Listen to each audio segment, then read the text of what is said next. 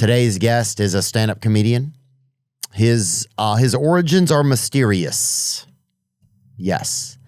But you'll know him from his wildly popular Kill Tony appearances. He's on the road now. You can see him live. There's no one like him. There's no one like him. I had a great time with today's guest, the Sultan of Riff, Mr. Casey Rocket.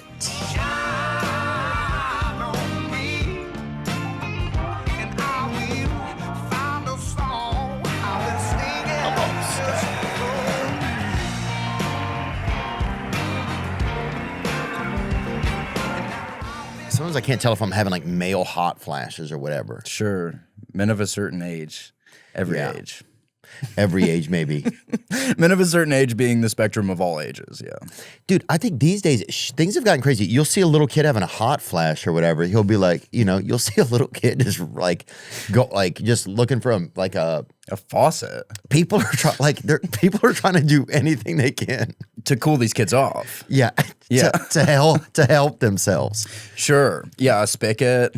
You'll see people doing like the level we've gotten to in a society of trying to help ourselves is crazy. It's like people are playing like a lot of like certain hertz of sounds that is supposed to like, help you pass old trauma or help you, win the lottery. Like there's a lot of megahertz that's variable for different options, Yeah. Yeah, there's all kinds of sounds that can help you win the lottery. I'm the first to admit that. Yeah, so certain like tonal certain like tonal shifts. So if you go like low, like you'll win, what is it, like 10 to 20 grand? Yes. So, but the higher ones, they get dangerous for your like, what do they call it? Like terminal mental velocity, yeah. Yeah, well, when people win too much money, it induces, I think it's called high dollar trauma or something, HDT, and you will see people with that, like rich people or whatever, and they're suddenly eating like rare cheeses made from, obviously cultivated or pasteurized in the tears of the poor and young. Yes. Well, what did they say? It's like old money at the poverty line. So it's like LA by way of New York. So the lower the cheese is on like a vibrational frequency, the higher the dollar amount you don't have to pay. It's like a tax write-off. Yeah. Yeah. Oh, definitely. If you get, because there's somebody running around with a 425 megahertz queso dip right now. I know there's a truck that just stalled out on the way to the Hamptons that was full of it. And the engine just could not function like that. Yeah. I think, when you're pushing that much high dollar dairy and you're pulling it behind you and you have a fucking probably a 7th or 8th grade reading level driver, Sure. The polarity there is just not healthy. And it's like, where does the buck stop? The buck stops. The buck stops when the truck stops, as they say. Yeah, which is dude. good. That's how it God. If queso made us freaking smarter, God, can you even imagine? Can you imagine the mental bandwidth I would have right now? Because I had all queso breakfast. Did you? Yeah. So frozen, solid, liquid, yeah. Oh, wow. So you get like, what is it, like a fudge pop of like frozen queso fresco. And then you go like, you go chili con carne, pure liquid, so you leave that on the dashboard. And then you go with the gas, which is just like a handful of like Ritz. And those are so good. And what I've also heard is that they have those new queso whippets or whatever, like a whippet, like pimento cheese whippets. And you fucking... Galaxy gas, yeah. Yeah, you hit a couple of those, brother. Ooh, I got a stomach ache. Oh, you'll get sick. Yeah, you'll have to shit. You'll have to poop. Yeah, it's bad for your appendix, yeah. Oh, these days your appendix will burst, or a rich person will hire you to burst your appendix so they don't have to. Sure. Yeah, they'll tether you up. That's what happened to Duff McKagan from Guns N' Roses. he accidentally tethered to himself. Yeah. We've been dancing with Mr. Brownstone. God, dude. Too much of a good thing. Too much dashboard queso. Yum. That's our band name. Like the string cheese incident. Oh, God, dude. I used to follow Widespread some. Did you? Really? Yeah. I think I know, well, not Widespread, but I know someone in the Tuskegee Trucks band. Do you? Dwayne Johnson? Allman? Dwayne The Rock Johnson. Dwayne Allman. Yeah. I've always wanted a last name that was a nut. Bring him up, Dwayne Allman. Peter Pistachio? Or a pea, or like Ronnie Garbanzo or whatever, like a bean maybe. Yeah. Wait, is Dwayne Allman dead? Oh no, he died in 1971. Who have I been talking to? Oh, dude, it's probably one of those Nigerian scammers. He's like, hey, I want to teach you steel guitar. And I'm like, great. That sounds great. Melissa. He's just playing that, dude. What's the catch? I'm going to teach you how to play Southbound. All right. Casey Rocket, good to see you, man. Good to see you. Thank you for Happy making to me be laugh. here. Thanks for talking queso. Oh, yeah, dude. It's almost, well, I misread your name earlier, and that's what even had me thinking about it. I thought it was Queso Rocket. Sure. Yeah. Queso Object Permanence Rocket. There should be like a Latino version of you that comes out named Queso Rocket. And I go, this person's an imposter. And he's like, no, I'm not. Huh? He's all liquid. So sick. Oh, God, I hope we're okay. Me too. Dude. A riff like that will make you start questioning like your purpose in the world. Yeah, things get rough, dude. Well, it reminded me, it took me to a place when I went to see, I went and we watched, it was at a music festival one weekend. It was in New Orleans. It's called Jazz and Heritage Festival. It's every year. And it's, they had, who was playing? The guy, some guy that was going to die soon.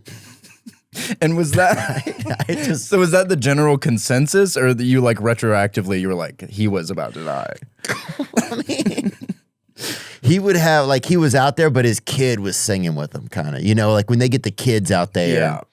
And like, he's sitting over there, and somebody just kind of spraying water on him, almost like he's like like one of those Indian plants or whatever that like that David really. Allen Coe. That happened with Ozzy too. They like hooked him up to a life support machine. I was there. I was in Birmingham. I saw Ozzy's last concert. Were you really? Yeah. And did they like? Was he on an IV and stuff while he was up there? Yeah, he was in like a UV light.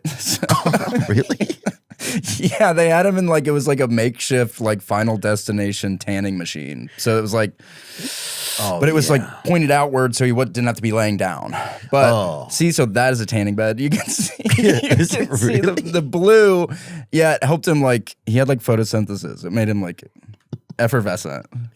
I mean, that's the darkest tanning bed you can get. They're like, how dark do you want to go? It's like we offer like, Pensacola, Alabama, Tri-Delta, Pensacola Beach, or we also can go all the way. We can do Ozzy's last show dark. You know? We could do South Padre Island or You in a Casket. So that they're actually pointing an EMP at him. That's a sound weapon. So he has Havana syndrome. Yeah. Oh yeah. Oh yeah, dude. And he's just singing that song, San Juan. Mijo, have you seen those freaking TikToks, dude? It's like, it's a bunch of people that can't read and they're going to Puerto Rico or whatever. And so they made a song about it. Have you seen that, Trevin? I have not. What was the song? San Juan? It's like, it's a lot of people that are having trouble reading and writing who refuse to teach their kids how to read and write because they can't, right? Sure. So they're like, well, that's a good reason for not doing it. Yeah. I agree. But for years, people have been pretending they can, and then they show the kid. And that's like trickle down ignoramics, right? Sure. It's Reagan started it. And that's the kind of shit that we don't need in the community. So a lot of them are going to San Juan and they're doing this song on the way there to gain points with their Lord. Okay. And then when they land, hopefully they have enough like spiritual savings account to not go bankrupt. Yeah. To get a Carlos and Charlie shirt on the way home. Can you bring it up? You haven't seen this thing, dude? No. I don't even know if we can play this or not. Hopefully it's not copyrighted. I think it was, AI made the song. That was the craziest thing about it. This is it. Oh, okay. So I am into stuff like this, yeah. It's basically for the learning disabled, okay? Which is where we are. There's a whole new genre of music for the learning disabled. Sure, it helps with like shapes and colors. Well, we thought for years they were listening to what we were listening to, right? And finally people were like, no, they need their own music. Play a little more, play a little, just keep going. He's in the boot scootin' boogie. Yeah, so it's like spiritual dyslexia. Yes. Yeah. Well, that's exactly what it is. And I think I want to say it's Baptist based. I'm not sure. But it is, there's some Well, you can see kind of like the proving ground of like the Pentecostal religion as well. You can see some of that seeping into the groundwater. Oh, it's you know, sometimes you wake up and your legs are all soggy and you're like, you know, how do I dry these puppies out? Who did this? Who did this and why? Who did this and why? Because I used to always know someone would pee in my bed every night and it wasn't me. How could it be? Dude, it couldn't have been that many times. No, once or twice you go, all right, I've been making some mistakes. 4, 5, 10 times. You get up to double digits, you go like, I'm being persecuted. Yeah, definitely. I'm being gang stalked by a bunch of pissers. Yeah, dude, it's obvious that they're sneaking in through our broken window downstairs near the kitchen. Yeah. They're coming up, they're pissing on your boy, okay? I've talked to the landlord. He won't answer. It goes to Malor Damon. Yeah, dude. Every time I call the landlord, it goes to a front desk of Christian Dior somewhere. So they have no clue what we're talking about. No, they go, first of all, how can you smell through the phone? I don't know. You tell me who's pissing my bed and I'll answer your little inquiry. They're like, we could replace the sheets. That'll be $1,100. And you're like, God damn. I'll just sit here in poverty and piss. I'll sit here in the potty bed I made. A water bed full of piss. Oh, dude, that is what we need is. Yeah. This is what we're going to get to because the society's getting weird. Can we agree? Sure. I'm the second to admit that. You were the first, yeah. Okay. And I'm glad we're here. And society is getting weird. People are not wearing gloves anymore when they drive. Yeah. Okay. I saw an animal the other day, no hoofs on his feet. Okay. Yeah. What happened to the nuclear family? It's a big question, dude. I saw 2 gay men. They were wearing dog collars. Dog sitting there smoking in the car by himself. Okay. Windows up. Yeah. Ruins the resale value. It's just nobody. I don't know if people don't care or if they've taken our ability to care away. Yeah. If it is endemic of a greater social, sociopolitical problem, or if it's engendered upon the human race in general. Yeah. Because that's a big question, because the first thing you would take away from somebody is their ability to care. Yes. Yeah. Because it leaves you in a spot, you know? Yeah. Well, the one true export of all of the maleficence of consciousness is hope without faith. God, that gives me the shivers. That's so scary. So people are now dogs without nails. God. And they still think they're scratching each other's backs. No, they were born on third base and they thought they hit a triple. Yeah. It's a different time, man. The zygotes are different. Yeah. I'll say that. Sure. Have you seen a CAT scan of a woman's belly recently? Isn't it like a recent, like an up-to-date CAT scan? I've been looking at like old ones to see how the technology's progressed. One woman had a Frisbee and an 8-ball in there. Oh, no. That was it. Yeah. So whatever is living in there or part-time or whatever is keeping its luggage there. Sure. Okay, obviously. Likes to party at the park, you know. That was a great WCW pay-per-view, the Party at the Park. Was that one? I know they did the Bash at the Beach, so I can only hope that they did the Party at the Park. Oh, I hope they did too. And it was like it was a beautiful day. It was by a river, right? Yeah. They hung like a briefcase full of the world's like the finest charcuterie board in the world, right? They hung the finest charcuterie board in the world up, and you had to climb up a ladder, right? Yeah. And then you had to get 3 strong kids, and you had to climb up one of their backs, right? And you didn't know which one, and the winner got You didn't know which one had the best back. Yeah, because they kept their shirts on. Yeah. So it's purely intuition. And also, if you're standing there intuitioning which kid has a nice back, dude, if you do it too strongly, you go to jail, right? So it would take you longer to get to the charcuterie. Yeah. And if you do it too long, also Booker T is going to hit you with a chair. So that was like a good thought experiment. That was like the Stanford prison experiment in action. Oh, it's where we are. Casey Rocket, dude, good to see you, man. Good to see you. Happy to be here. It's awesome, dude. You're such a talent, and it's great to just see you like in the wild. You were in Huntington last night, I saw? Yeah, I was in Huntsville. Or Huntsville, yeah. They keep changing the fucking name. I know. Because they're trying to avoid the IRS or whatever. Yeah. It's funny. Before I came here, I took a shower, a Greco-Roman shower, and which is, of course, a cheese Danish that I put in a bunch of socks and I kind of strain it out over my head. But I wrote on my hand. I wrote on my hand last night. I don't know why, but I wrote Santa Cruz or Santa Fe, one of the Santas. So that doesn't really answer your question, but I did just look at my hand. but if the question was, did you just look at your hand? The answer is yes. Okay. Yeah, I was in Huntsville at Levity Live. That was great. Oh yeah. The stage, the location from the stage to the audience, it has a unique ratio there. Do you feel that there? I do. Like the height of the stage and the ratio to the audience is very rare there. It is quite unusual. Actually, the heliums aren't set up like that. Even Zany's Nashville, Zany's Chicago, Zany's Rosemont's kind of like that. Is it? Lower to the ground. Haven't spent time out there. I would love to get out there. Or I'm not allowed to go. I shouldn't be there, I don't think. Okay. But one day I will go when my mom passes. Sure. I'm gonna get out there because she would want me to see it. That's why. She'd want you, to see how they make the spaceships. They do the spaceships there. She would want me to see it, man. Lockheed Martin. Oh, is that where they're based? Yeah, Lockheed Martin there. That's where they reverse engineered the anti-gravity technology. So apparently that's where some of the scientists are going missing. Those scientists. Oh, is that where that's happening really? In Rosemont? One of them went the way of the dodo. Not Rosemont, at Huntsville. Oh, that's where those scientists have gone missing down in Huntsville? So one of them in particular, she did go the way of the dodo. She did take an early exit. But yeah, they're being missing all over the damn place. It's crazy, dude. From MIT to MIA, bro. That's the craziest. At least 10 individuals connected to sensitive U.S. aerospace, nuclear, and defense research have died or disappeared recently.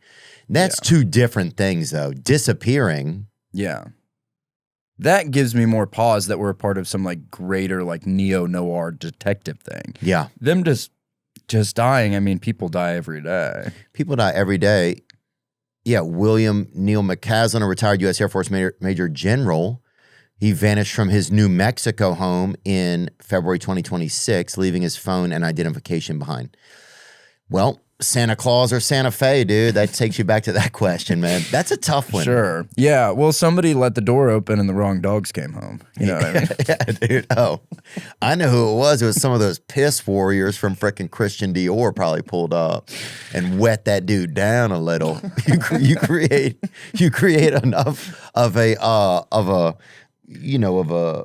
stream in the kitchen. A senior is gonna fuck. Yeah.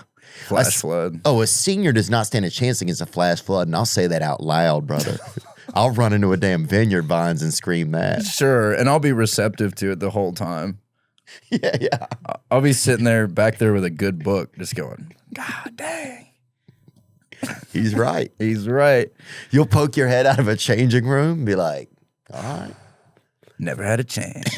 Yeah. That motherfucking never had a chance, bro. Yeah, if you slick somebody up, and I've said this for months. I was there when you said it. Yeah, if you slick somebody up good enough, anything can be a slip and slide. So a staircase, most homes have a staircase. So if they're slick enough, bye.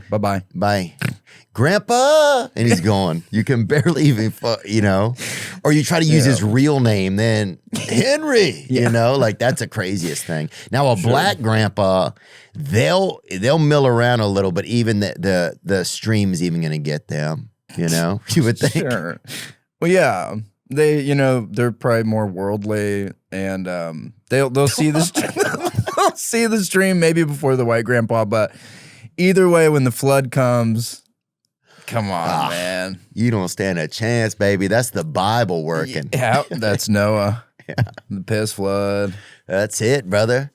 Drip, drip. That's scary to think about. It's scary to think about, dude. You're living, anyway, you're living in Chicago now, huh? Yeah, I moved from Austin in December, and I lived in St. Louis for 6 months, and now I've been settling in Chicago, yeah.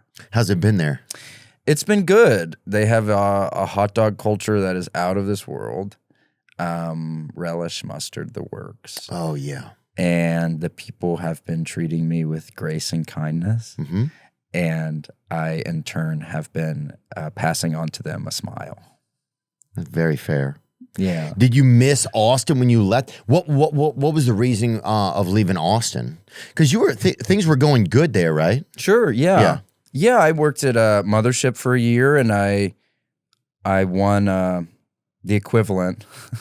I won the Austin's, not the funniest person, but the Austin comedy competition. So yeah, I was really ingrained in the scene there. And that was 2021, was it, or no? When I won that, I moved there in 2021. I think I won that in 2023, maybe. Okay. But yeah, I have a lot of really great friends there. I felt like maybe it was time for me to do something else. I'm going to grad school, so you wrote me a letter of recommendation for that. And I'm going to DePaul to do screenwriting. So I just wanted to make some changes in my life, yeah. That's wild, dude. Congratulations, man. Thanks. On getting in over there. Are you excited about it? I am. It starts in September, and then I'm going to write my Great American Novel. Dude. Yep. Is there a novel that you kind of were inspired by? Like, was there a novel that you kind of read that led you to even kind of spark that in your head?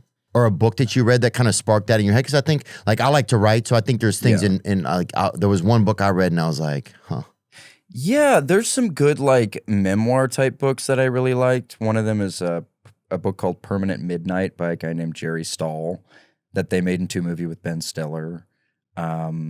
Another great one is Sing Backwards and Weep by Mark Lanigan, who used to be the lead singer of The Screaming Trees. Oh, wow. So, yeah, some memoirs, and then a lot of, like, screenplays. Like, obviously, I'm a big fan, as most people are, of Paul Thomas Anderson, who did Magnolia and One Battle After Another. And PTA, yeah. So, yeah, I love movies, and I like movies, and I'm just as happy with a good book. I can't stress that enough. But, yeah, I want to learn how to, like, write screenplays and stuff like that, and I want to be a multi-hyphenate. I want to be a bad boy, and I want to be a sweetie. So. How do you do that, I wonder? I'm trying to think of, like, a candy that really presents itself like that. Oh, Sour Patch Kids. You think? Oh, because they're kids. And there's nothing more rotten than a kid. Right, but they're but they're also very cherubian. Kids are very cherubescent. Sure. They're very much like the angels. They're God's little wiggers or whatever, right? And so when you add that sourness to them, you're saying this is another thing about them. And you might not like it, white boy.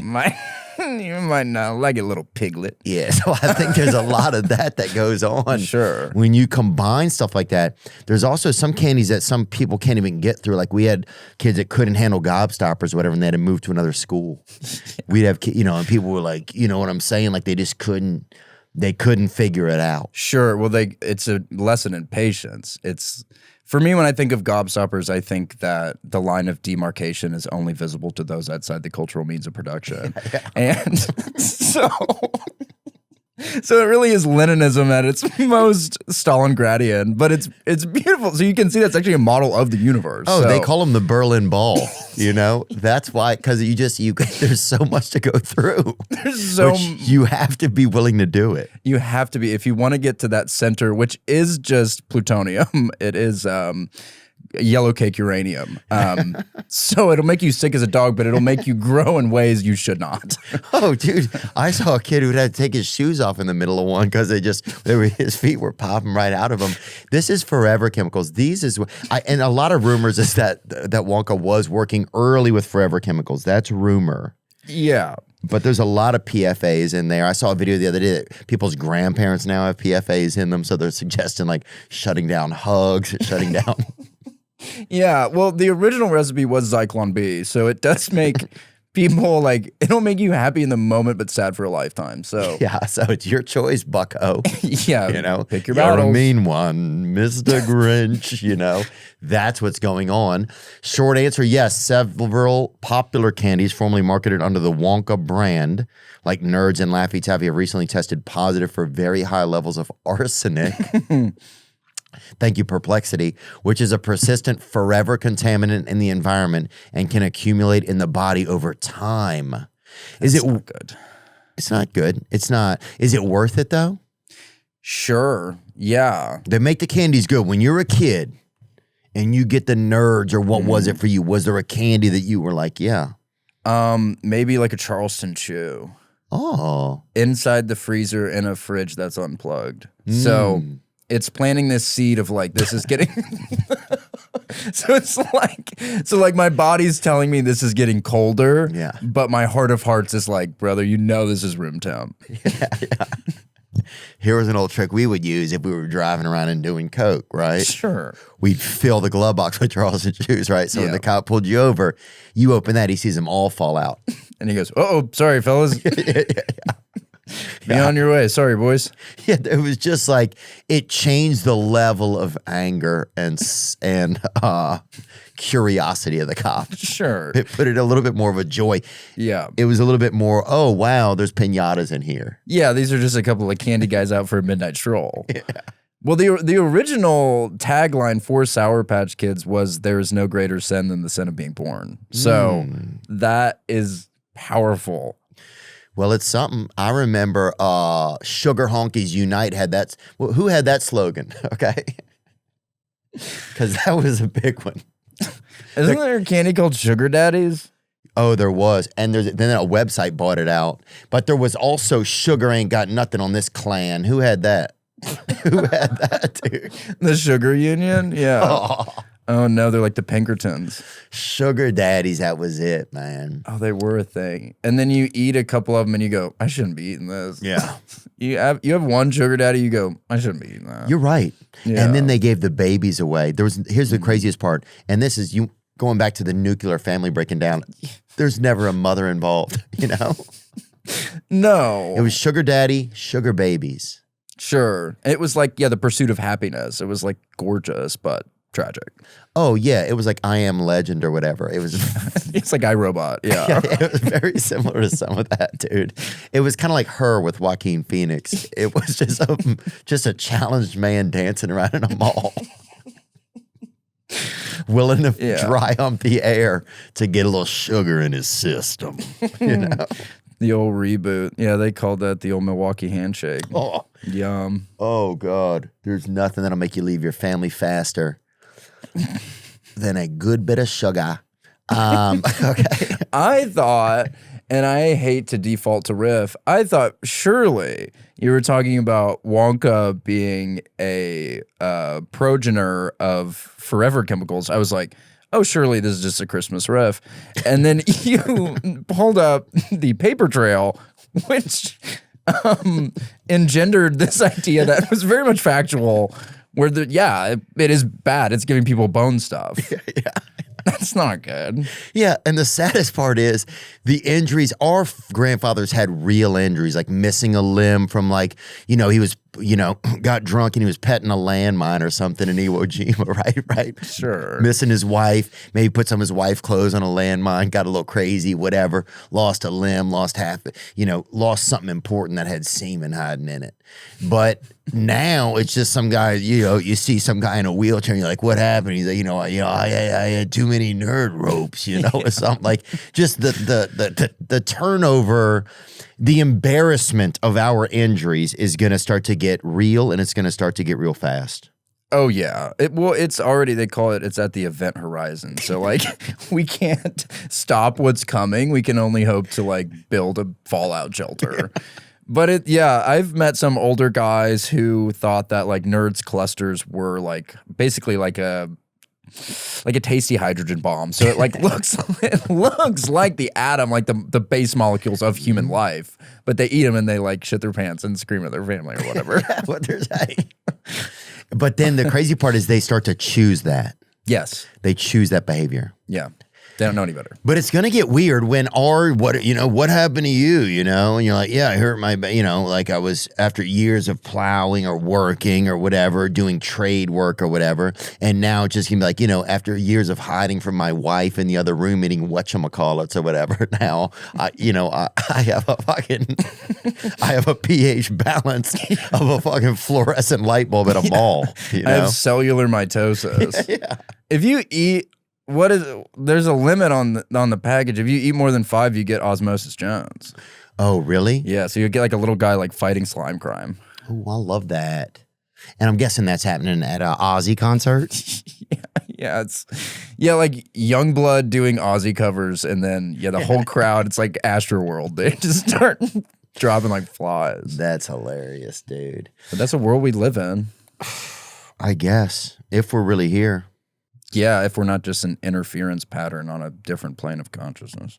Let's take a call. Okay. Let's take a call from ourselves, man. Shopify. You heard me. Shopify. It's hands down the best place to start and grow a business these days. If you're trying to start your own thing, you need to show them. You got to show them. Shopify is the platform where you really own everything. Your store, your community. Plus, Shopify gets your products in front of shoppers where they are. Google, YouTube, TikTok, Shop, the Shop app, even ChatGPT. We use them for our merch store. They help. Shopify, they do it. Shopify made me realize, I can actually do this. And once I got that feeling, I can focus my efforts on other things. Thought about starting a business? This is your sign. Get started at shopify.com/Theo. That's shopify.com/THEO. Y'all ever think about how something got its start? Like Mountain Dew, for example. I always thought it just sort of appeared one day, just sitting in a cooler, just a little newborn can of beverage glory. But nope, it's right out of Tennessee. Yes, it is. Real place, real people. Two brothers working tirelessly to nail that citrus kick that we all love today. Appalachian roots, baby. It's bold, it's loud. It's got that I'll figure it out myself attitude. That attitude is still in it today. Still bold, still unmistakable, still do. It's an American original that's been tasting great since 48, which feels right, man. It does, because this ain't just a drink. This is a hometown story in a can. Yes, sir, right here. Next time you grab a Dew, just know it's more than just a drink. It's an American original. Mountain Dew, tasting great since 48. You've taken a break from comedy when you moved out? I did. Yeah, I took I did some gigs. I did some shows with Fiona Cawley, our friend Fiona. Oh, she's so funny. And Matt is her husband. Yes. I don't know if I've met him, but I guess I'll meet him tonight probably at Zany's. And then Dylan Carlino. Do you know Dylan Carlino? Yes, I do know him. Yeah. He's in Austin. Yeah. He's so funny. So yeah, I kind of stopped headlining for a bit and then got back to doing some local stuff. I got involved in the St. Louis scene and I featured again and just kind of started over a little bit. I'm running a new hour and it's been good to enjoy doing it. When it feels like a job, you get kind of jaded and it's all I ever wanted was to riff. So things got complicated. Yeah. Were you happy with because Kill Tony was and is kind of like the Tonight Show in a way, right? People would call it that. Sure. Kind of like the Tonight Show, but a different amalgamation of it, right? Or a semi-present day. Yeah. There's also dark sorcerers that are involved with it, but it's exactly where we are in the world. Yeah. And it's great. It's a great show. Did you feel like being attached to that became too much? Or how did you handle the popularity and celebrity? Because I would say you were one of the most popular guys that kind of came through that system. Did it feel like that? Because even in my own life and recently, I've in the past year, I've thought a lot about ego and what is popularity or mean and the value of it and stuff like that, Yeah. Well, I think I started to assign some of my self-worth in the opinions of others. Not that I would never look at stuff online, but I guess I got too wrapped up in my sense of self, the poltergeist of self, what all of this meant. Because all I ever did was stand up for years and years and years. All I did, 7 days a week. And then if it wasn't going well, then I didn't know who I was, Oh. So yeah, more so than the Kill Tony thing, that, it gave me a platform and it allowed me to do all this stuff. I just tried to take the good and not think about anything else. But I was just really wrapped up in all this pressure that I was either misinterpreting or putting on myself, and I didn't like it. I didn't enjoy doing it anymore. Yeah, and as you say, like when it wasn't going well, I didn't like myself, kind of. Yeah. Yeah, dude, I can relate to some of that, man. Yeah, I felt like, and I try to improvise so much, riff. Some have said, many have said, and if I wasn't able to catch my thoughts perfectly, and that opens the door for so much pressure on myself, where I was thinking of myself, maybe rightfully so, maybe not. Duality, yes, laws of polarity, that I had so much potential. And so every night I would go out and I would try to use 100% of my potential on stage. And when I set myself up for that, there's no way I can possibly reach that, which makes it fun to keep going, makes it always exciting, but I will never be satisfied with it. Right. It always sets you up for a little bit of failure in a way. Yeah, which a little bit of that is good. It's good to strive. And, comedy is it's a lifelong thing, if that's what you choose to do with your life. But I came to realize, and probably in December, that there has to be more to life than this. There has to be more than a performative affect. I have to be worth more than what I think I'm worth to my friends, just as a performer. And if my whole world is wrapped up in the business of show business, then I am doomed to go spiritually bankrupt. There's nothing that will ever be enough, you know? So, yeah, I just try. It was really nice. I made a lot of friends that weren't comedians for the first time in a long time. Wow. And it was just great, people who didn't know who I was, to know that I have worth to people, like not being funny. Like I can just go to the movies and I can talk about movies, or we can kick a soccer ball around, which I never did, but I could have. Yeah. And if we had found a soccer ball at any point in the beginning of the year, I could have kicked it around.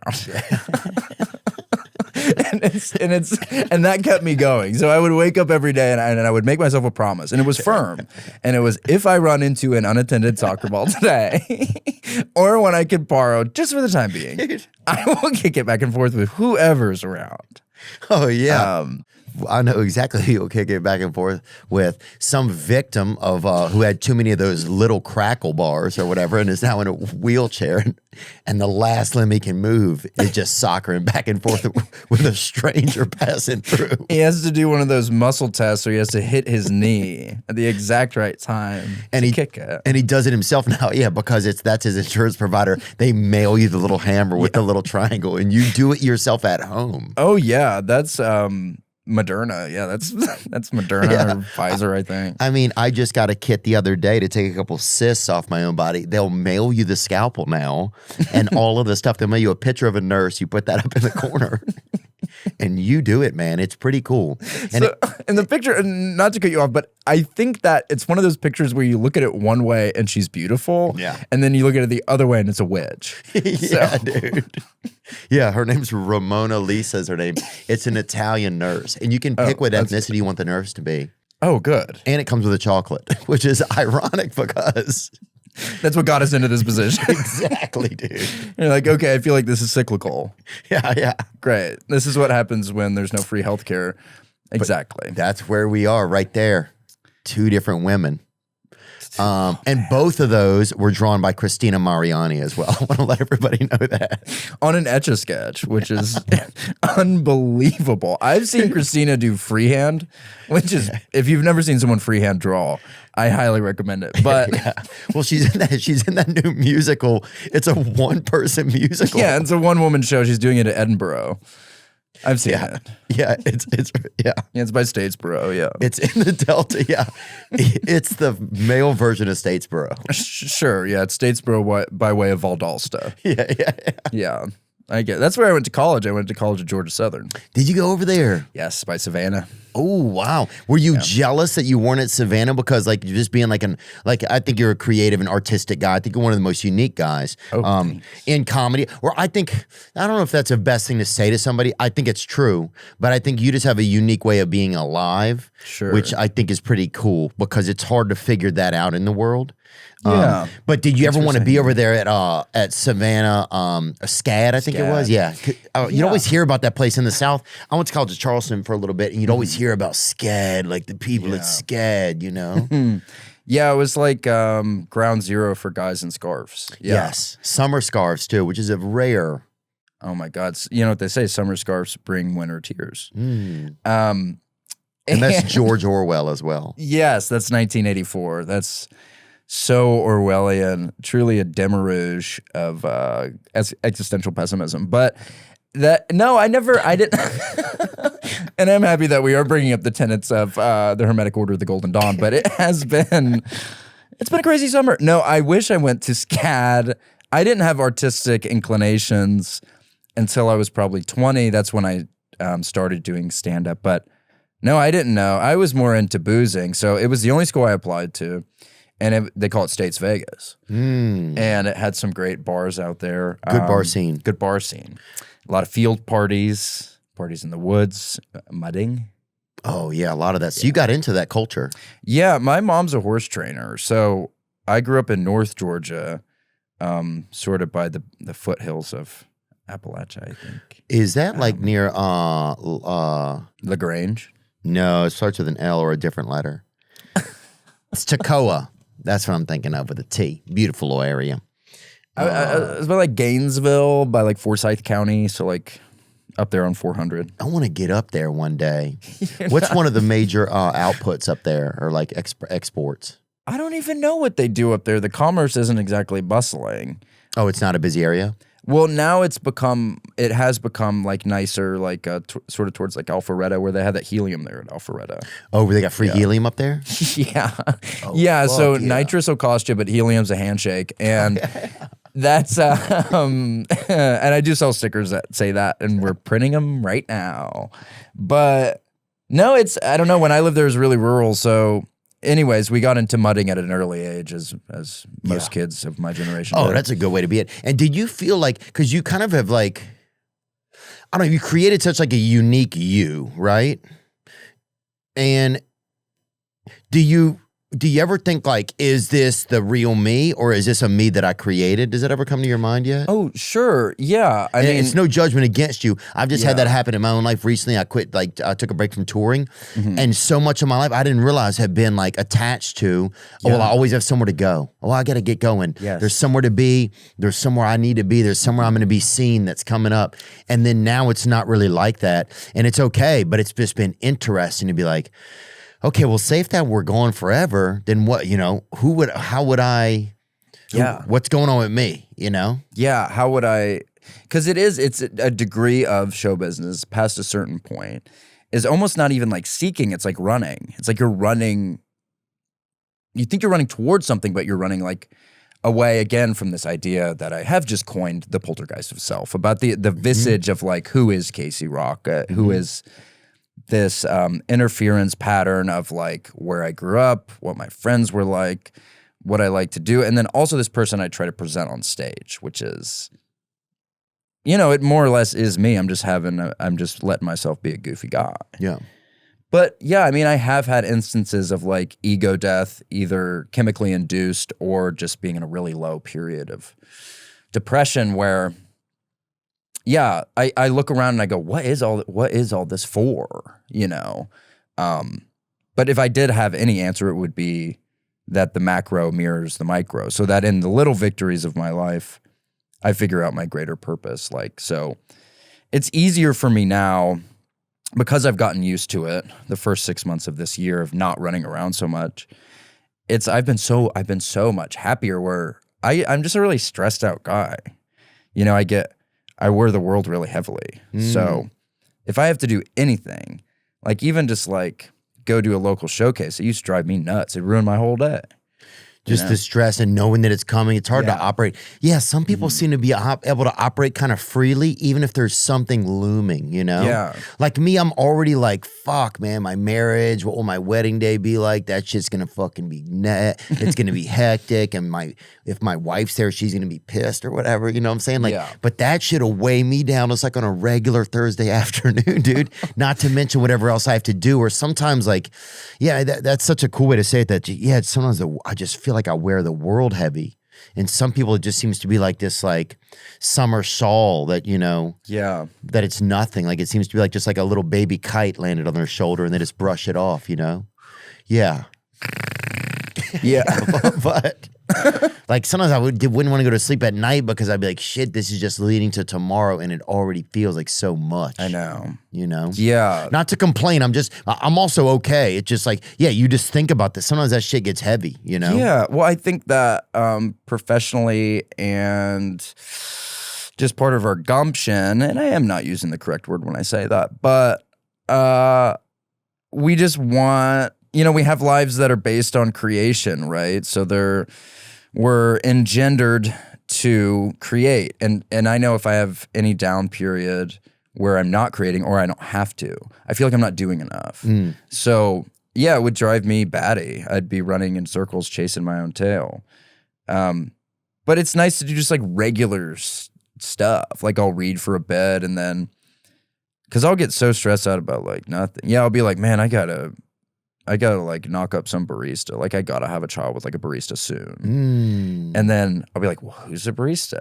Yeah. What am I gonna name the kid? That's beautiful.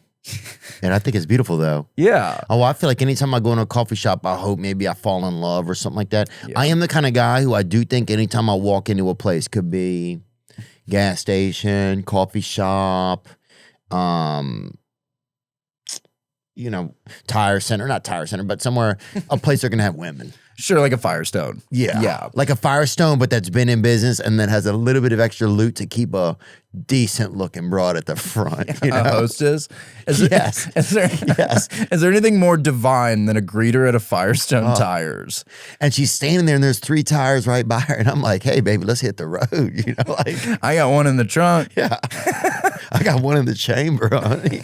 My car is on cinder blocks right now. Yeah. You got 3, I got 1. Let's start a life. Hey, honey, I put the sin in cinder. You feel me? Let's get out there. I got a pair of cedar tires out back, pair of cedar Sinai's. Oh, dude, those had to have been the worst tires. Back in like the wagon wheel days, back when Little House on the Prairie was just starting out or whatever. Yeah. Which is a new season out now. Go watch it. My friend Crosby Fitzgerald is in it. And I've been watching it. Someone caught me watching it yesterday on my phone at the gym. So gonna go to a different gym now. Yeah, but they'll pull the lunk alarm on your ass. Like at a Planet Fitness, they'll lunk alarm you to high hell. Bring up the lunk alarm because I got to make sure they're still using it. That is one of the better. I wish all places of business had something comparable to a lunk alarm. They used to just yell "fatty" or whatever, or they would yell something like that. Bad bones, bone structure. Yeah, they used to yell "steroid boy" or whatever. But now, there we go. They still have it? Dude, he gets it within 20 feet of a Planet Fitness. They're hitting the lunk alarm. Planet Fitness just outside Chicago, Friday night. Just got done training some chest, but you know what? It's Jay Cutler from the Chicago Bears. Oh, my dear God. Wow. They hit him with it. And it's just for somebody that's being, I guess, overtly, what? Strong and in good shape? Yeah. They hit that like the doomsday clock was at 1 minute to midnight. Yeah, dude. This is some people's Y2K, dude. Yeah. That caused a splinter of effect that has effectively ruined Reaganomics. Yeah. Well, here's the crazy part is, dude, that guy, like, now we don't even realize it. They're getting us to think that being in shape is bad, right? It's all this slow, let me tune the dial a little different, right? Let me just mess with the opportunities here a little. That's how they're doing it, man. Yeah, it's planting bad seeds. But cedar cyanide, dude, those, if you got cedar cyanide wheels on a wagon, that was the worst, dude. It was terminal. It was like having fleas like within your like roost. Yeah. Yeah. That's so brutal. It's a fox in a chicken coop situation. So they just go wild. But it's built in. Imagine you get fresh cedar wagon wheels and they have cyanide in them. And they're like, people are like, these are cedar cyanide. And you're like, yeah, it's the best we have right now. It's all we have. If you want to go take the route through the Sierra Nevadas, you're going to have to get this before the fall comes, like the Donner Party. Yeah, yeah. But you just had to do what you had to do for your family back then. Families were tougher. Well, things have just changed, man. I mean, now you would have a Jeffrey Dahmer would have a footwear, He would have a shoe. Yeah, well, Charles Bukowski should be sold to a rich family as a midwife. And I've said that for, oh my God, yeah. Look, we are becoming new slaves. That's what I've been saying that. Oh, man. Get the F, dude. You're on a chain gang. Yeah, you're making license plates. That is just what the prison industrial complex is. So I am happy that there is a problem endemic to the state of Alabama that I'm happy we could bring up. There's a documentary called The Alabama Problem. So Is there? yeah, it's on HBO Max. I haven't seen that one, but I have seen the one about the mall that's kind of going out of business. Have you seen that one? About the death of the American Mall. Yeah. But this one is a specific mall in Alabama. Bring that up. This is a great documentary. If you want to, if it's raining or something and you want to watch something. I think I saw the trailer for it. Jasper Mall. See if it officially closed or not, man. This was pretty cool, dude. It's a good documentary. It's enclosed, or is it closed? There's not a lot there. Rural King. Well, that's good. They replaced it with a Rural King, which is what they're going to do for our nuclear families too. Well, it's just where we're going. It's like when JCPenney closed its doors there. But right. But yeah, that documentary is pretty good, man. This episode is sponsored by BetterHelp. We talk about mental health more openly now, but asking for help can still feel hard. And BetterHelp's latest research confirms that. BetterHelp's 2026 State of Stigma report surveyed 2,000 Americans and revealed that 85% of Americans believe getting support is wise, yet 74% say society discourages people from doing so. Don't let that be you. Don't get discouraged. If something feels uncomfortable, speak up for yourself. You have a voice. You have a heart. There's a reason for that. Cut out the noise and do what's right for your own well-being. That's what I've done. BetterHelp can help. With over 30,000 therapists, BetterHelp is the world's largest online therapy platform, having served over 6 million people globally. And they do the initial matching work for you so you can focus on your therapy goals. Don't let stigma stand in the way of support. Start therapy with BetterHelp. Sign up and get 10% off at betterhelp.com/Theo. That's betterhelp.com/THEO. Have you kept in touch with a lot of the people from Austin still, or did you kind of like take like a break from the communication there? Like, no, I still talked. I had to go back in May, and I did my last show at Creek and Cave, and Creek's always been really great to me. So I'm going back on the 1st of, I'm going back soon. There's a special event. I don't want to spoil it, but I'm going back. So yeah, I talked to a lot of my really good friends from Mothership. You know, we were all door guys together. So I chat with them on the phone, and yeah, part of like changing my life, and I have no qualms in saying this, but I'm sober, and that's a part of my life. And part of that for me just means being there for my friends. So like every day I'll like call a friend and stuff that I would do, I guess, when I was younger in the pre-social media age, you know? So I'll call people, and I feel like all these kids are on their fucking phones now. Yeah, I think that's popular. Sure.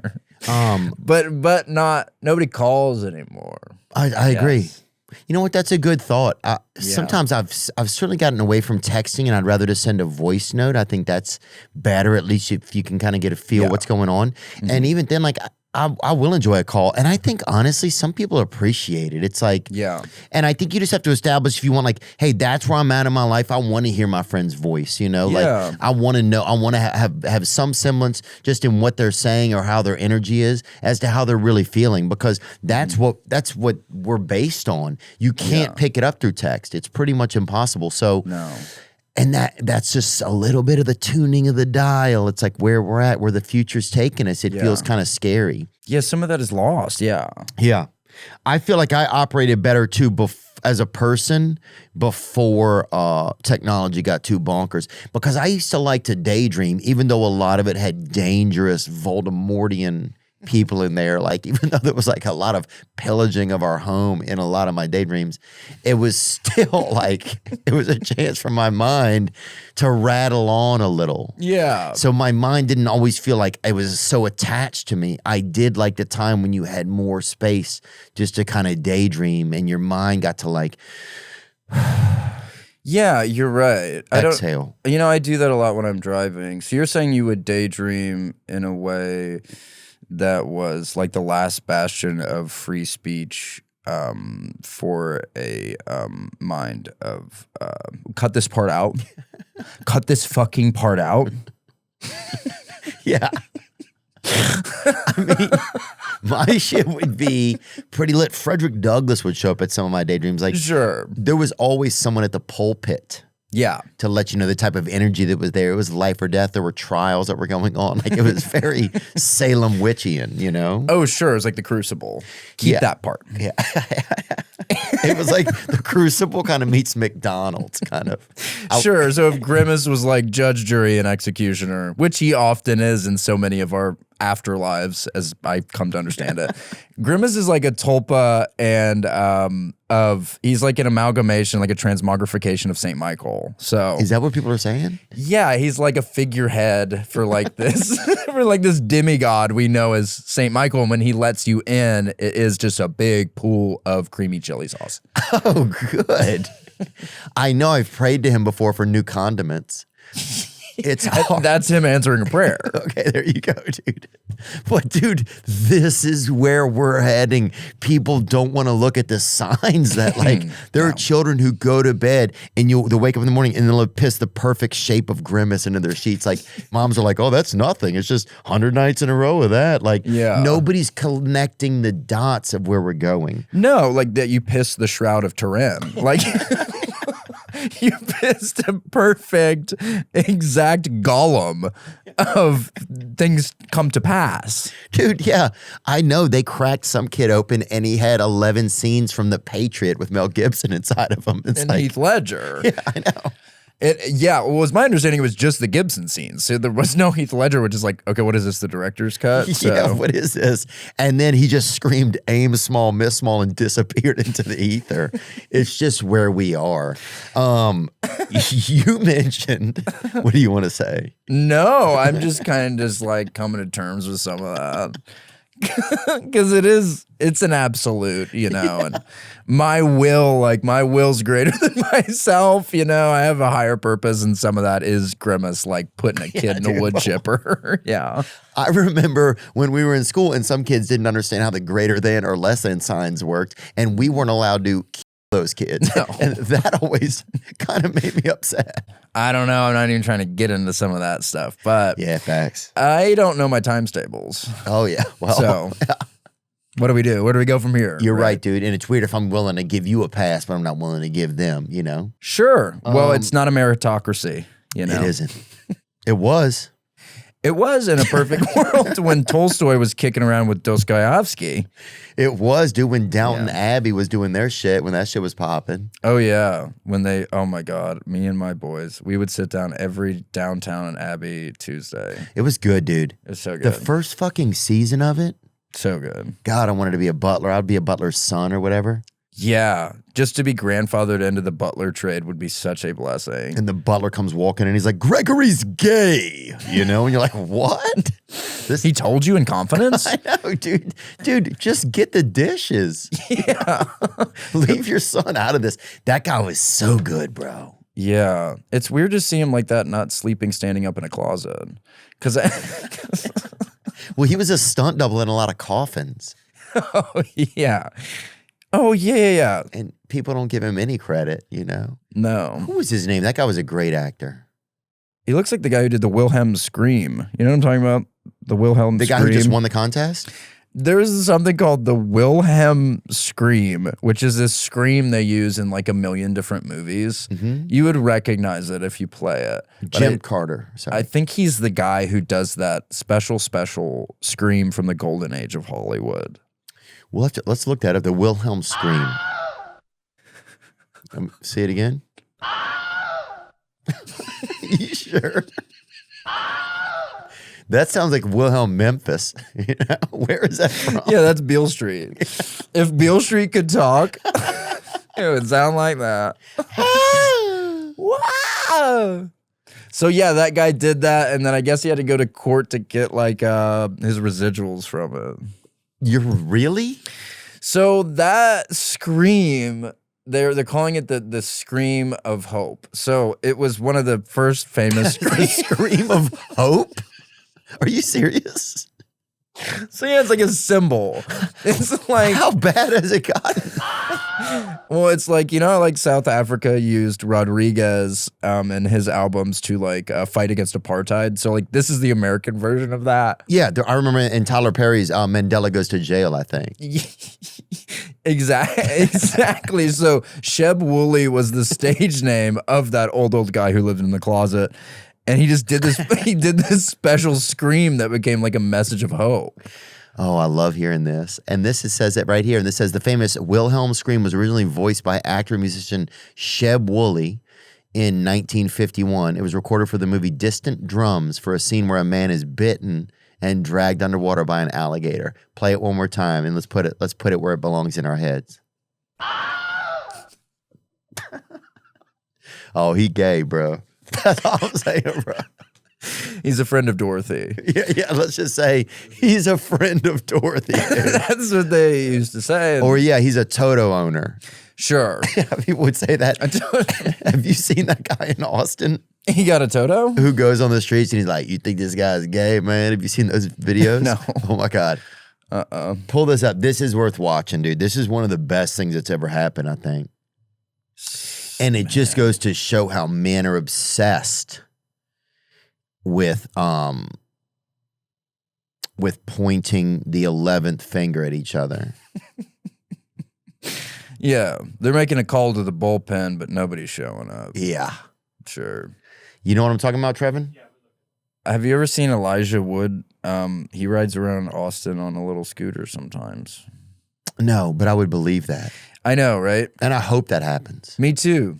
I hope that for the rest of the world and the rest of today. Well, here's what we should do. One day in Austin that changed everything. Okay. So this is how rumors get started here. And let's go into this. Let's click on this. This is a picture for those at home of Elijah Wood on a bird scooter. Oh my God, he's ripping a heater. Fuck yeah, he is, dude. Hands-free pro-union ripping a heater. Bro, he saved the whole freaking world. The day that changed everything. He's got a 1,000-yard stare that's staring into the future of American society. Yeah. He's hunting golems, dude. Yeah, he's hunting the Nephilim. He's the watcher. Yeah, dude. Oh, definitely. He's got his ball certificates out. What did that say? Did it say anything else about him on that? That's crazy. And did you see him while you were there? I have never seen something like this in person. It's by Evil Mopac. So this is spell work right here. This is deep. Elijah, spell work, I told you, equals magic. I fucking told you. Oh. This is an incantation. Despite my joke ways online, I actually quite miserly with my laughs. It's just how I was paved. But when something gets me, it really gets me. So on the fateful day when I saw the most quintessential 2018 Austin photo humanly possible pop into my Twitter timeline, I was reduced to a queeve. Okay, Lovecraft. What are all these adjectives? This is just some fucking Overwatch addict putting this shit together. Can you zoom down a little?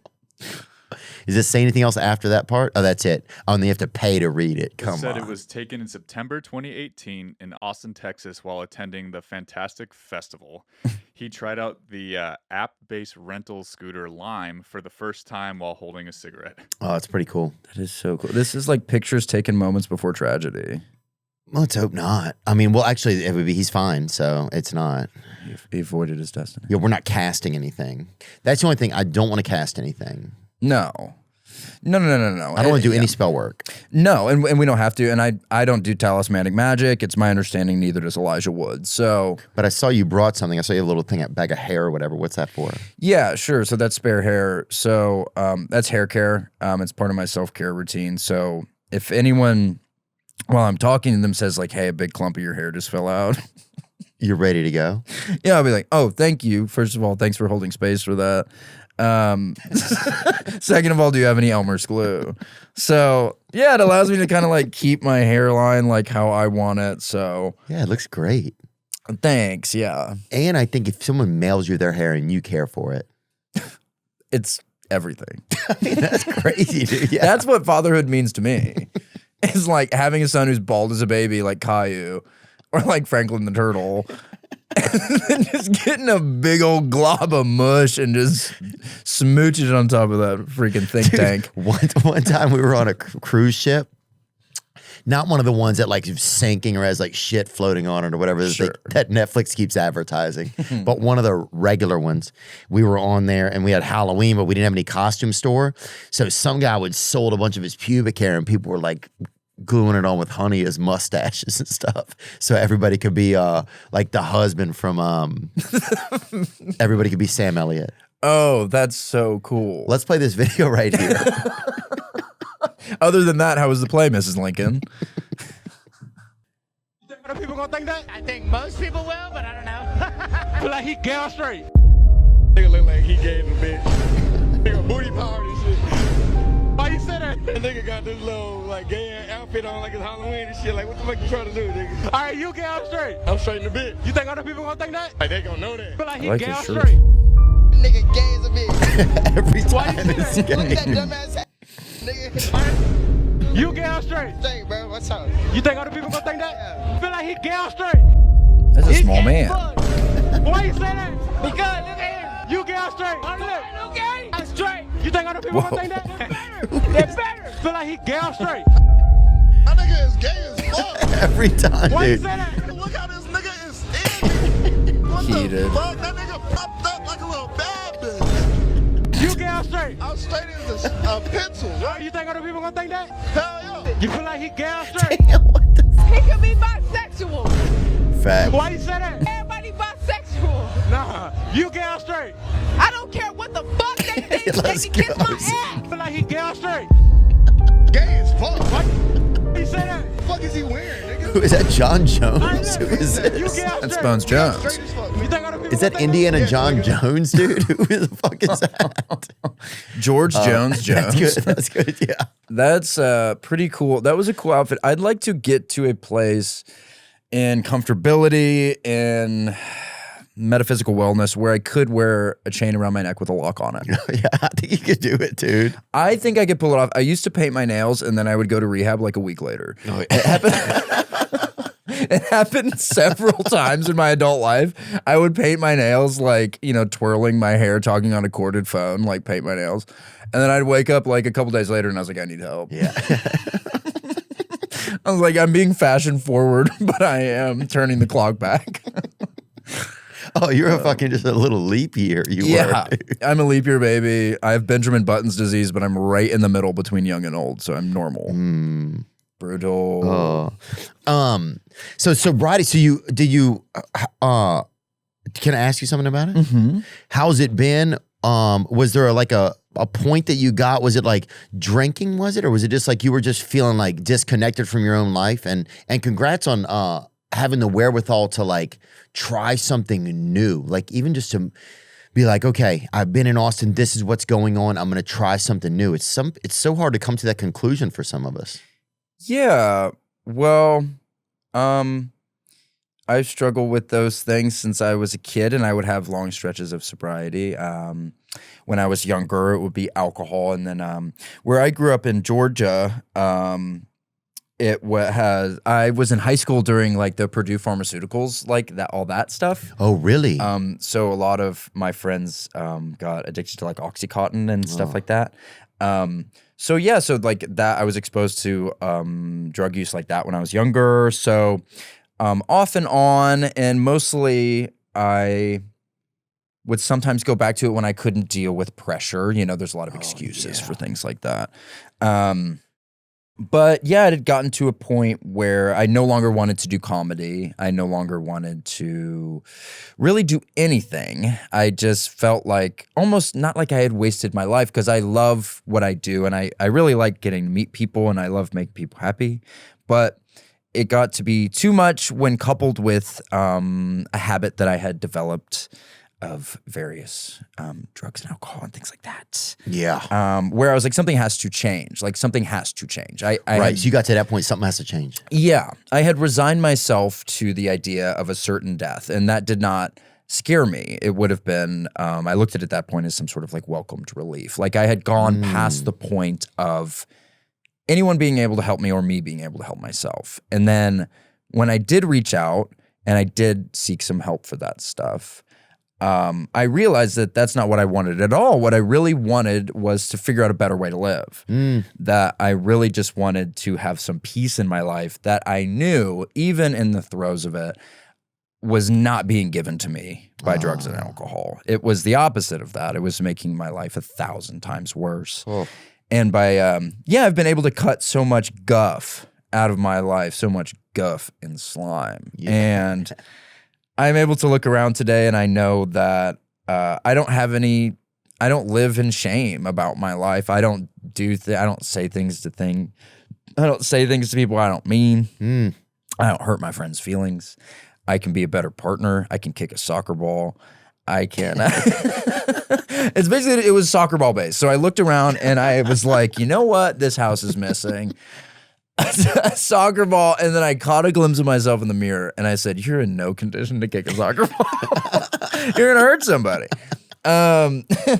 But it's just really basic things. You know, I wanted to be involved again. I wanted to be in the stream of life. And yeah, dude. It's been so beautiful. I'm just so happy. And I don't think it's a temporary happiness. I think it'll be sustained if I continue to work on myself. I know, huh? Yeah.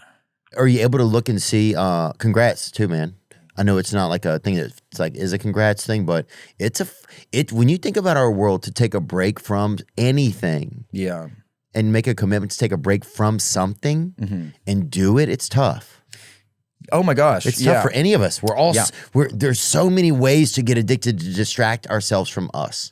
Absolutely. It's a diseased thinking of I'm constantly, because you know I can do all kinds of things. I would spend too much money. I would gamble. I would do these things that on paper seem like a lesser thing than the usage of substances. And they are, but it's all just a symptom of a greater, I want to distract myself and I want instant thrills that are followed by continuing to chase that thing.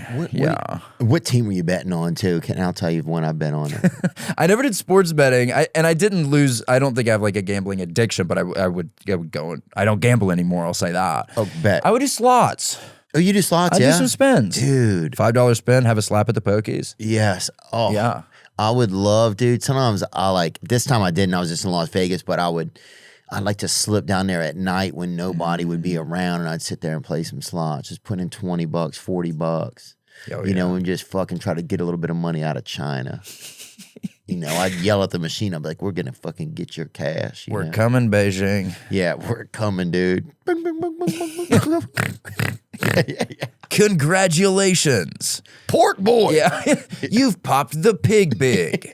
It's so funny because it will give you, and this is not a bit, heaven forbid I do a bit, but it'll be like, congratudention, congribidibus, you've been awarded $1. Like you won $1, like a singular Judeo-Christian dollar. And they sound it out. It takes and you're like, fuck, dude, if I would have just called it, even like just fucking taken a call on a phone and asked them for $2, I would have made more money doing something else. Dude. You've been accepted into the winner's circle. Press B to trust. And then you like press B, and then it's $1.47. And you're like, okay, I'm betting $5. You just told me I lost money. Yeah, and it's like, oh, you've won the deceased sibling round. We're going to bring back Anna Marie. And you're like, oh my God. My sister's back. My sister's back. But it's so funny. But that's how it's going to get. Don't you see where we're going? I know. That's going to be in our freaking textbooks one of these days. You're going to have to go to the Wynn or Encore, or you're going to have to go to Dragon's Beard or whatever the casinos will be named then, you know, or Faggots Realm or whatever they're called, right? You're going to have to go to some of these places. Sorry. You have to go to the Circus of Life. Or Trump's Nuts or whatever the casinos are going to be called. You're going to have to go there in the Biden's Oculus, right? Sure. You're going to have to go there and they'll be like, you know, get 4 spins and you'll see your father, you know? And that's really what it's going to be like. Yes, and you have to keep playing. You will use your social credit score to go have a round of spins at John Carpenter's Cigarette Burns, and you will be lucky to walk out with a talisman. Or an amulet of any repute. Yeah, dude. It's brutal. And it's so, I always just think it's so funny how they'll be like, gar, gar, gar, gar, gar. You've awarded the pig some hooves. And then they'll just like print you out $1. Yeah. Yes.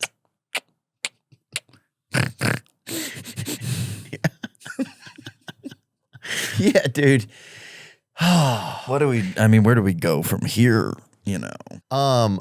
What are some things that you feel like, because like I'll go to meetings, I'm gonna go to a meeting probably whenever I get done with this today. What are some things that the meetings do for you? Do you notice something like that over time? Yeah. Like going to recovery meetings. 'Cause Yeah. There's a lot of 12-step meetings out there, you know? Sure. I went this morning in Nashville. I like to, at a very. Did you go to that 7:30 meeting over there? No, it was at a sober living in Nashville. Oh, nice. At 11:30. But at a very base level, what I can say is that I have never ever walked out of one feeling worse than I was walking in. I will always, even if there's 2 other people in there, and I've been to plenty of things like that, newer meetings or smaller towns, I'll always hear something that relates to my life or relates to how I want to have my life be. So it's just, I like to meet random people too. It's like, makes me uncomfortable. And then when I leave, I feel like I did something good because I know it's good for me. And I know I need it. Yeah. Yeah. Yeah. It kind of cultivates a part of you that you can't even access. Like, I think for me, like I share in meetings. I try to share most of the meetings that I go to. And I always wonder kind of why it's like, and then I was like, oh, well, when I was a kid, there wasn't like a place that was safe where I could speak up, right? Like at our house, you couldn't speak up. Nobody cared how you felt. I didn't even know I had any feelings except that I wasn't feeling good. Sure. And it was like nobody, and that was our whole like system at home. Yeah. And so like sometimes when I go in there, it's like, well, this is a place that's safe enough where I can speak up, even if I don't know exactly what I'm going to say or how exactly I feel. It gives me like a little bit of space to explore it. So it's almost like sometimes I feel like it's almost like the kid me or the younger me that's in there. That's kind of like, I mean, it's an adult me, but it kind of like it helps me honor a little bit of that. Like here's this younger me that never got to speak up. So in here today, I'm going to sit here with you, and we're going to, you know what I'm saying? We're going to speak up for ourselves. Yeah, that is really beautiful. I can definitely identify with some of those sentiments from feeling like a bit voiceless when I was younger. Yeah, it is. It's so nice to, anytime I'll try to like prepare something smart to say, it'll be like you're a you're a troglodyte. Like I'm a mute, I'm a mute, deaf, speechless, but I'm like, it's summer's hard. And they're like, what are you? Not even who are you, what are you, and why?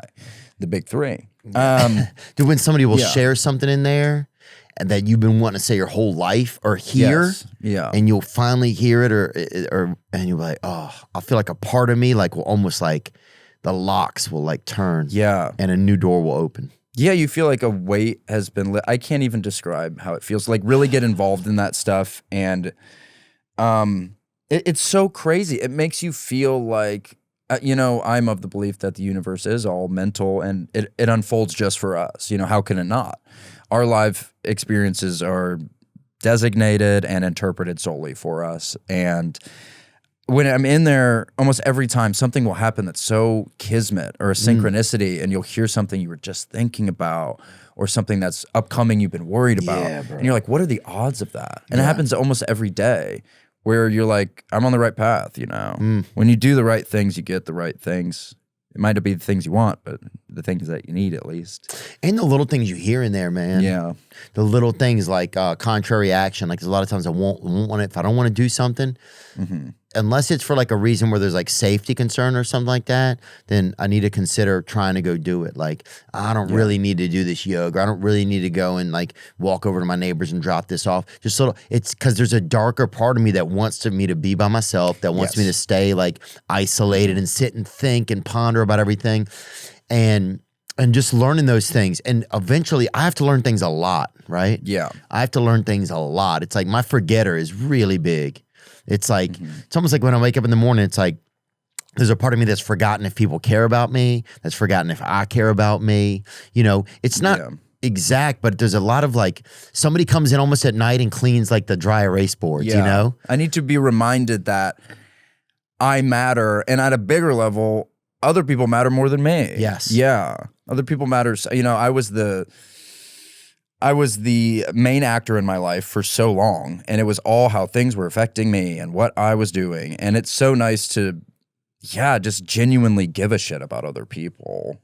Dude, some of my best moments or my favorites are if I wake up and my first thought about somebody else. It's almost like, God, thank you.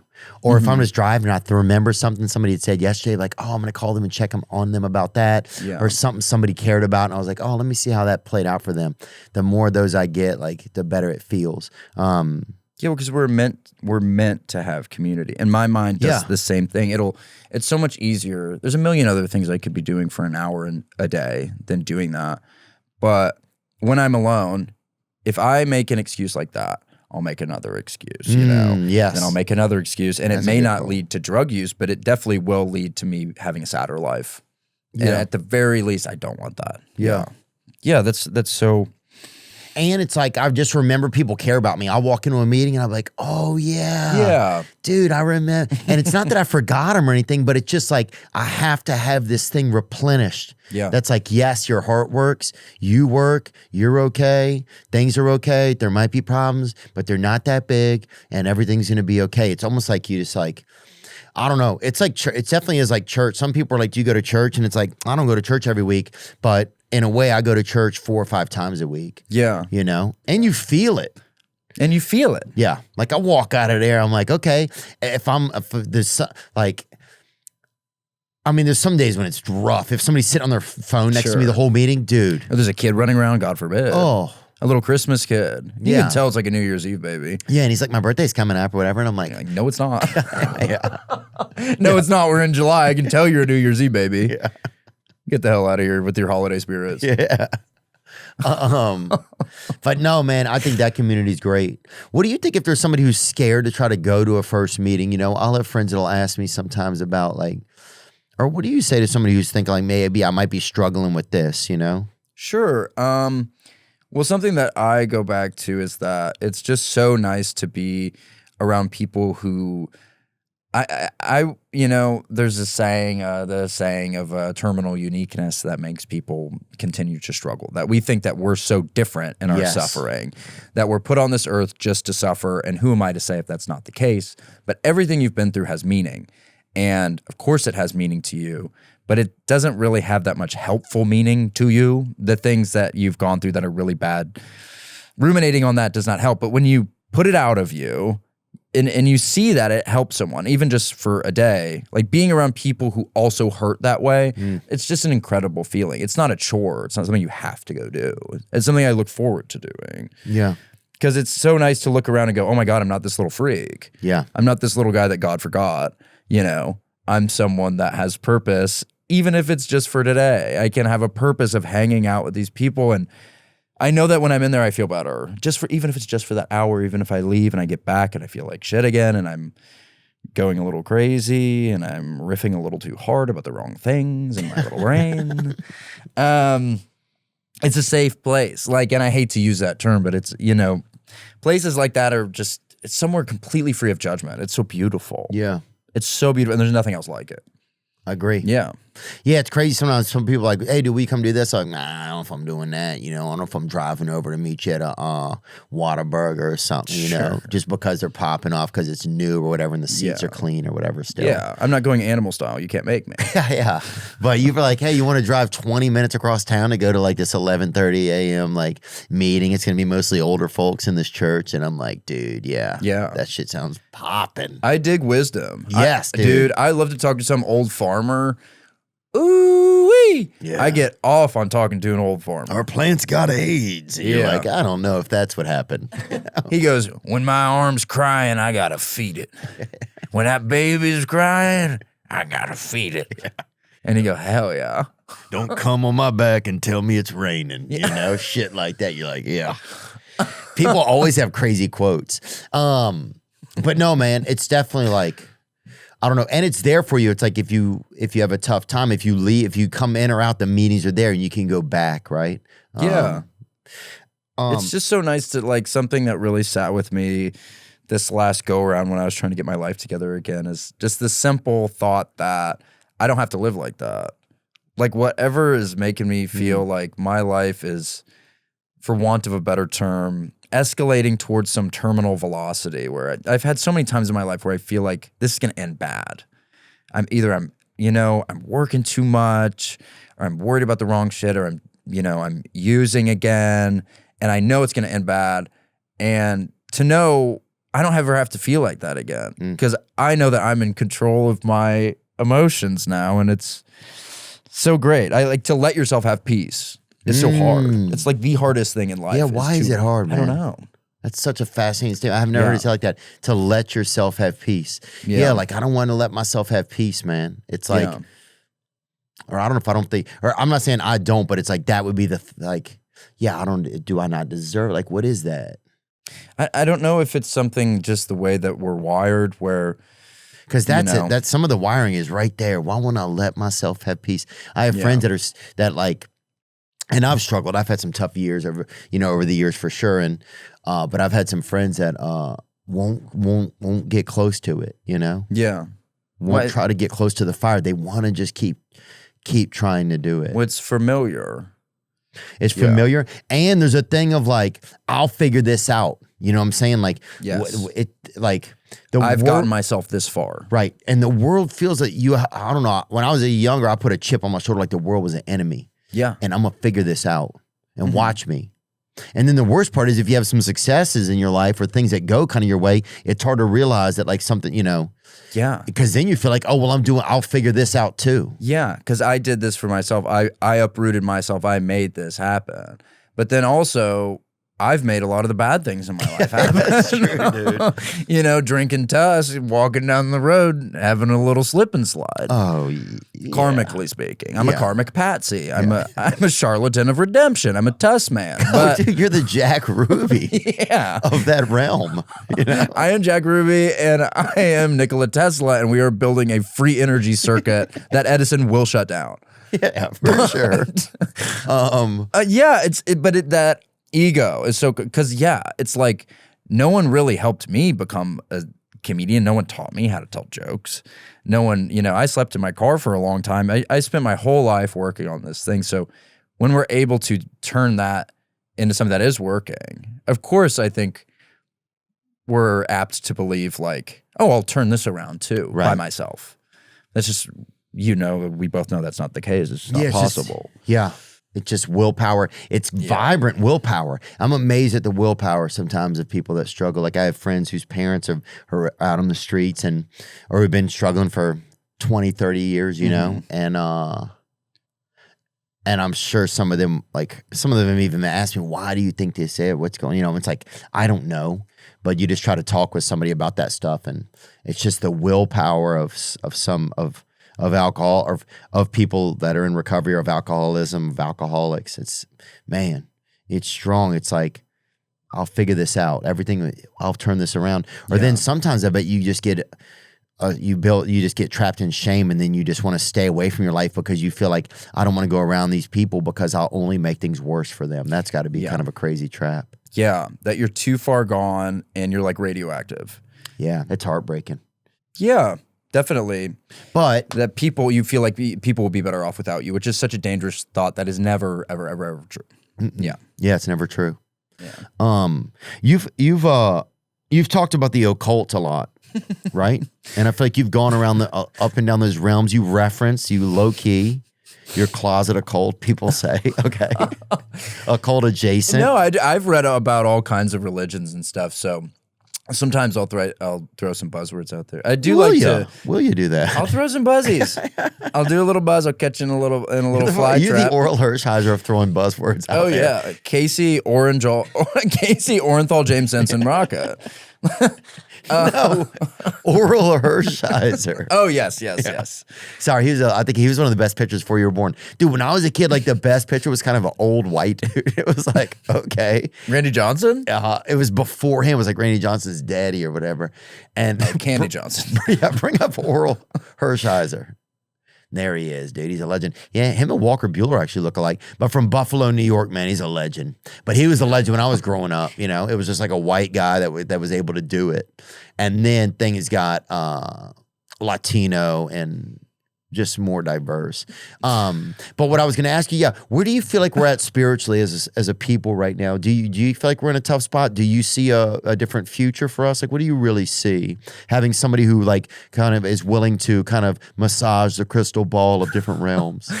That is a interesting question, and happy to be here. But that's difficult. I think for me, as part of a better life that I've tried to live, I love reading about different kinds of positive philosophy from antiquity.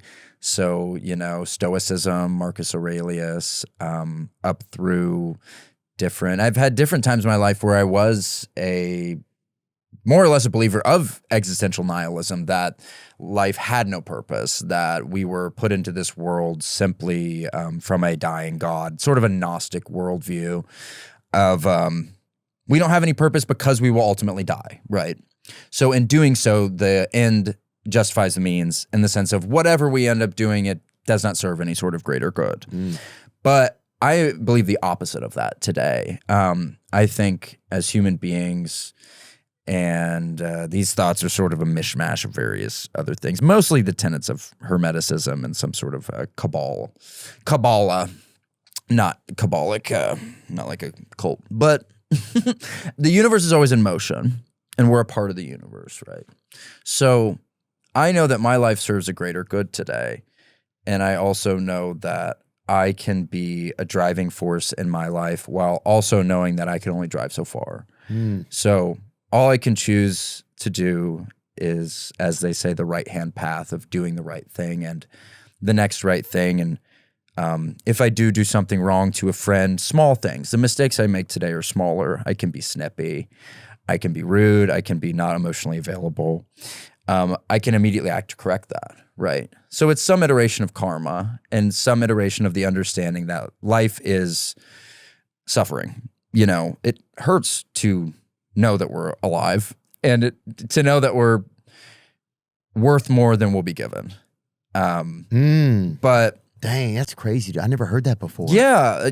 People, the meaning of life is just, it's the small things. It's to mean something in a moment by moment basis and to do things without the purpose of distraction. So it's so much easier, we've both struggled with drugs and alcohol to turn that knob off, but I'm going to have to wake up again tomorrow.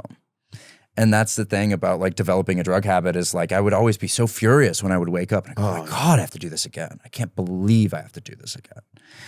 But I'm of the belief that we were all created so the universe can understand itself, So I'm simply a cog in such a greater machine of, I only exist because at the end of my timeline, I served some greater purpose, for the creator of the universe, whatever you want to call that. And who do you hope it is? Like, say if it is like and I think that's beautifully put, dude. I really do. That's pretty cool, man.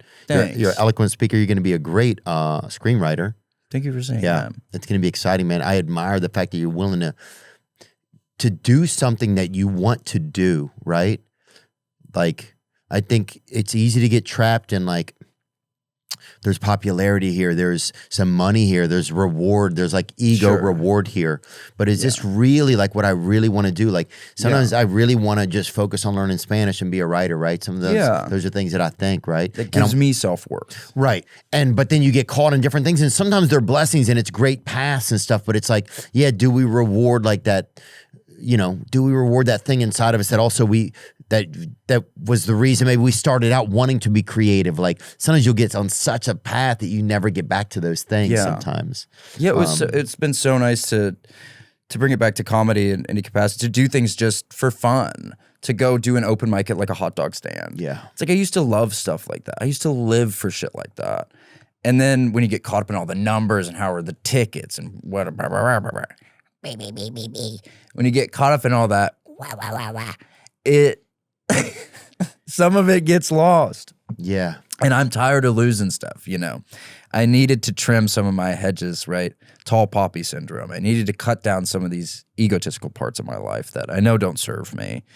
And then it's a daily thing of figuring out, chipping away at the block of happiness and trying to get a firmer picture of what that looks like. Yeah. Hard to say.